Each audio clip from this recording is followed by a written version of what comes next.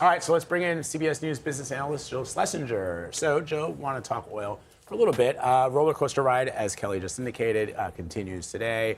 It does seem as if markets rallied, which is sort of interesting to me because we know how the president after 10 years operates, which is that he declares victory. So people start reacting to that, and the markets go up and the price of oil goes down. But anybody with the brain can see there really isn't a victory in the traditional sense.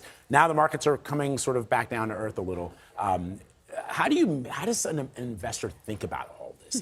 Depends what kind of investor. My kind of investor, the kind of people who are long-term investors and they're saving in their retirement accounts, I would very much hope that people can tune out the noise, especially when it comes to their investments. I mean, you should watch the news, but you shouldn't move your portfolio around. Exactly. And I think it's very tantalizing when you see high highs and low lows. It makes you feel like you should do something.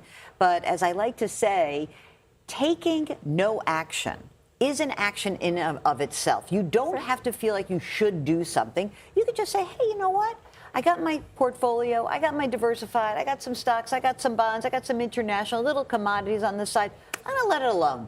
That should be the set it and forget it mindset of a long-term investor. It's really hard, too, because, guys, you know this better than anybody, but even me, earlier this month, I mean, every month I have a certain amount of, like, the money that I put for household expenses goes to that, but then I have a certain amount of money that goes every month into the stock market as dollar cost averaging. And even I was like, should I call and just, like, put a hold on this? And I'm like, no, because it doesn't matter what's happening today. I won't need the money until 5, 10. Yeah, I have to tell you, I had a funny Yeah. exercise that I did earlier this week. So on Monday was my 18-year anniversary here at CBS. Oh, 18 congratulations. years. Wow, Hi, 18 guys. years. Thank you. Mazel tov. Thank you very much. And I went back and I just thought it was funny because it was 2009, which was really April of 2009. The markets were still terrible. They had just bottomed out in March. We didn't know that.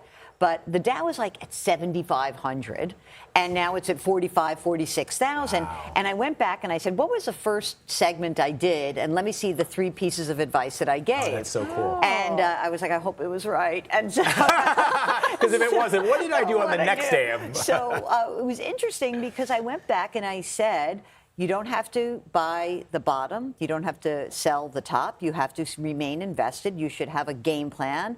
You should have some sort of financial plan, and you shouldn't muck around with it too much. And you should always have 12 to 18 months of your expenses in an emergency reserve fund. I still stand by that. Like, I think that the advice that's tried and true when it comes to long-term investors really does work. And that was a great illustration of it. You were probably really scared to keep contributing to your 401k in 2009 when the Dow was at 6,600. You were really worried about your job because we were approaching 10, 11, 12% unemployment at that time. And that recession lasted for 18 months. So having money in your emergency reserve really did serve you well. And it seems like, people say to me, well, that's just such boring advice. Well, it works. So go for it. I love that. 18 years later, still working. That's it. Jill, thank you very much. Sure. Appreciate it.